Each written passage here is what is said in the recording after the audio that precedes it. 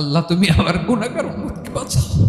বিশ্বনবী পাগলের মতো একবার হাউজে কাউসারে যাবেন, একবার সিরাতে যাবেন, একবার পুলসিরাতের দিকে, একবার হাউজে কাউসারের দিকে পাগলের মতো দৌড়াতে থাকবেন, তার কোনো গুনাহগার উম্মত যাতে জাহান্নামে ঢুকে না যায়।